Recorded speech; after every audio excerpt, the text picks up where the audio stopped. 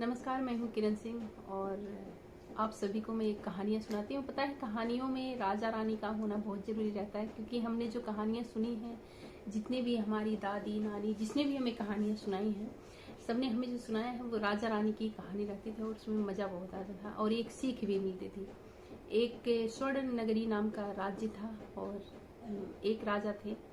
बहुत ही अच्छे थे राजा, अक्सर अच्छे ही रहा करते थे कहानियों में, क्योंकि कहानियाँ कुछ काल्पनिक होती थी और कुछ ऐसी होती हैं कि जो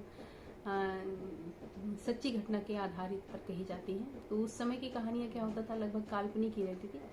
तो राजा बहुत अच्छे थे, प्रजा से बहुत प्रेम करते थे, उनके राज्य में सब सुखी थे, पर राजा खुद दुखी रहते थे क्योंकि उनके कोई संतान नहीं थी। कहानियों में सबसे ज़्यादा यहीं पे जो हमें सस्पेंस लगता था कि मतलब किसी के संतान नहीं होती थी, लगभग उनके कोई संतान नहीं थी, पर रानी दो थी। पहले के टाइम में राजाओं की रानियां दो दो तीन तीन चार चार हुआ करती थी।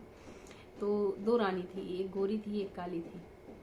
राजा दोनों रानियों को बराबर प्रेम करते थे। गोरी वाली जो थी अपनी सुंदरता पर बहुत घमंड करती थी और काली वाली जो थी घर का सारा काम करती थी, गोरी वाली नहीं करती थी।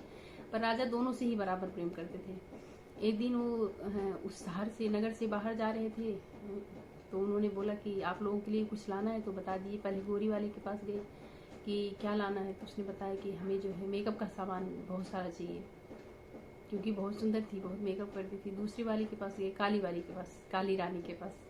उनसे पूछे आपको क्या चाहिए, तो उसने बताया कि हमें एक आप छोटा सा बंदर ला के दे दीजिए। उन्होंने कहा ठीक है।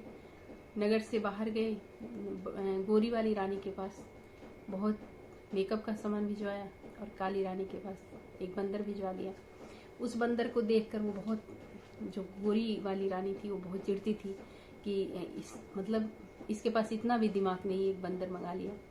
और वो काली रानी उस बंदर को अपने बच्चे की तरह प्रेम करती थी, वो भी अपनी माँ की तरह प्रेम करने लगता था। एक दिन काली रानी की तबीयत खराब हुई, राजा उन्हें देखने नहीं आए। राजा के महल में गया और बोला कि आप मेरे माँ को देखने नहीं आए। दूसरे दिन आए और दवाई वगैरह दे के चले गए, उनका हाल चाल नहीं पूछा। तो उस बंदर ने पूछा, माँ पिताजी आपसे क्यों नाराज रहते हैं, इस नगर के राजा हैं, आप उनकी रानी हैं, उनकी पत्नी है, तो फिर क्या प्रॉब्लम है। तो उन्होंने बताया कि हमारी कोई संतान नहीं, इसलिए राजा हमसे बहुत खुश नहीं रहते। तो उसने घर का आटा लिया और आटा लेके मंदिर में जाके उसे गूंथ के एक बच्चा बनाया और भगवान से प्रार्थना की कि इस बच्चे में, आप जो बच्चा मैंने बनाया इसमें जान दे दीजिए, एक बच्चे का स्वरूप दे दीजिए मुझे।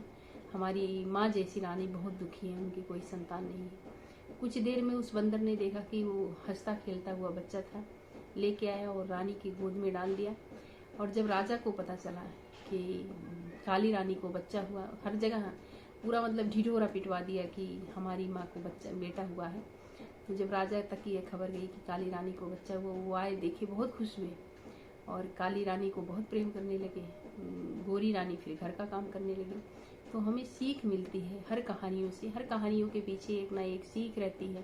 पहले हम नैतिक शिक्षा पढ़ते थे, हम नैतिक शिक्षा खत्म हो गई, तो सीख रहती है कि किसी भी तरीके का घमंड नहीं होना चाहिए, किसी भी तरीके से कुछ गलत नहीं करना चाहिए, क्योंकि वो सजा जरूर मिलती है।